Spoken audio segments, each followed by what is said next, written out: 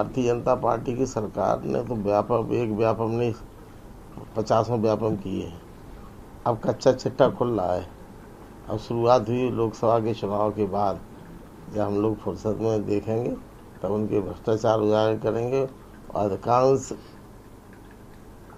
मंत्री कार्य जो भारतीय जनता पार्टी के इसमें इन्वॉल्व होंगे वो सब जेल की हवालत में पहुंचेंगे। तो पूरे गैंग के सरगना तो हमारे पूर्व मुख्यमंत्री शिवराज सिंह हैं। बिना हीरो के किसी की हिम्मत नहीं। दिग्विजय सिंह के 10 साल के कार्यकाल में क्यों भ्रष्टाचार नहीं कर पाए कोई मंत्री? जब दिग्विजय सिंह की पकड़ थी, दिग्विजय सिंह की निगाह थी, उनकी जिम्मेदारी थी मुख्यमंत्री के, प्रदेश के मुखिया के नाते कि प्रदेश में कहाँ गड़बड़ी हो रही है उस पर कंट्रोल करो, उसको रोको और खिलाफ कार्रवाई भी करो। तो सब दिग्विजय सिंह के कार्यकाल की तमाम जांच करा ली, उमा भारती ने कराई, शिवराज सिंह ने भी करा ली। क्या बिगाड़ पाए? तो जब जो आदमी साफ सुथरा होगा कुछ करेगा नहीं, उसका कोई कुछ बिगाड़ नहीं सकता।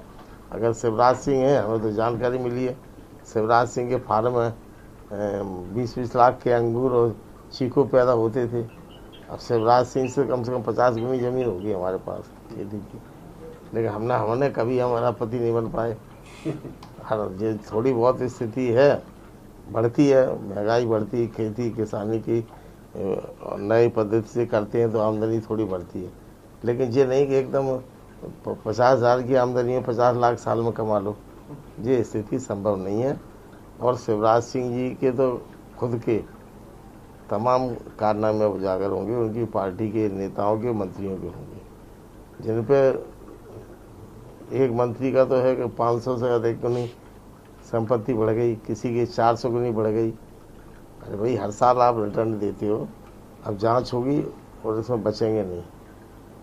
सर, इनकम टैक्स बीजेपी का दांव उल्टा पड़ गया है। अश्विन शर्मा बीजेपी को ही फॉलो करने की बात कर रहा है। अश्विन शर्मा भिंड जिले का निवासी, हमारे जिले का, वो यहाँ आता था, भारतीय जनता पार्टी का कार्यकर्ता है, भारतीय जनता पार्टी में काम कर रहा था। सभी मंत्रियों से, भारतीय जनता पार्टी के मंत्रियों से बैठना उठना, रहन सहन, लेन देन, भ्रष्टाचार, ट्रांसफर, तबादले, सब वो उसका दलाली करता था।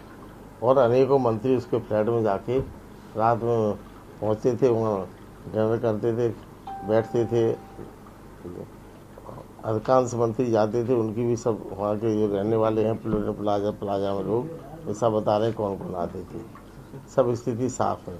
और उसने स्वयं स्वीकार किया कि हमारा कक्कड़ से कोई संबंध नहीं है, जो राशि है वो हमारी स्वयं की है। और भारतीय जनता पार्टी के कहाँ से आ गई 15 दिन में राशि? और जब कक्कड़ गए हैं तो कितना, अगर कक्कड़ ने कोई भ्रष्टाचार किया होता तो फिर आया उसमें छापे में क्या मिला?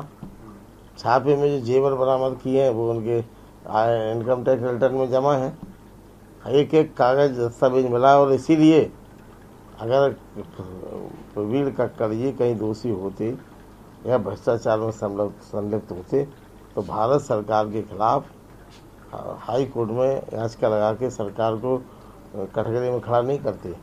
और हमें उम्मीद है कि जब न्याय होगा तो सच्चाई पता चलेगी। और जिन इनकम टैक्स के अधिकारियों ने भारतीय जनता पार्टी के, मोदी के नौकर बन के काम कर रहे हैं, उनके खिलाफ भी कार्रवाई होगी, उनके विरुद्ध भी कार्रवाई की जाएगी।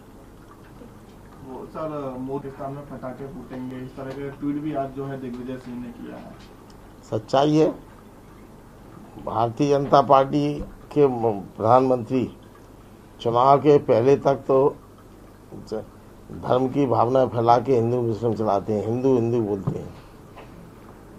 पूना की सभा में 13 बार हिंदू शब्द लिया उन्होंने। चुनाव के पहले 2014 में मोदी जगह जगह सांप्रदायिक भावना फैलाकर हिंदू की बात करते थे, लेकिन जैसे ही प्रधानमंत्री बने तो शपथ ग्रहण समारोह में उन्होंने अपने प्रधानमंत्री नवाज शरीफ को पाकिस्तान के गले लगाया, सम्मानित किया। बिना बुलाए कोई किसी के घर में जाता नहीं सम्मान। इन्होंने तो इतनी बेशर्माई की हद कर दी प्रधानमंत्री मोदी ने कि बिना बताए उनके घर पहुंच गए, लड़की की शादी बिना जाके पाकिस्तान पहुंच गए बिना कार्यक्रम के। इसके बाद उन्होंने क्या किया है? धारा 370 कहा था हटाएंगे, वो नहीं हटाई। हम पूरा धारा 35A खत्म करेंगे कश्मीर की, वो नहीं की। हम हिंदुओं में पूरे देश में समान नागरिक संहिता लाएंगे, वो नहीं लाया। हम 15 लाख रुपए लाएंगे, वो नहीं लाए। 2 करोड़ों को रोजगार देंगे, वो नहीं दिया प्रतिवर्ष। तो आखिर वो कहाँ खड़े उतरे? और उनको जनता, अब चुनाव आ गया है, अब पता चल जाएगा, वो स्थिति स्पष्ट कर देगी। देश की जनता समझदार है, सोच समझ के निर्णय लेगी और मोदी का सफाया करके इस बार चैन से बैठेगी।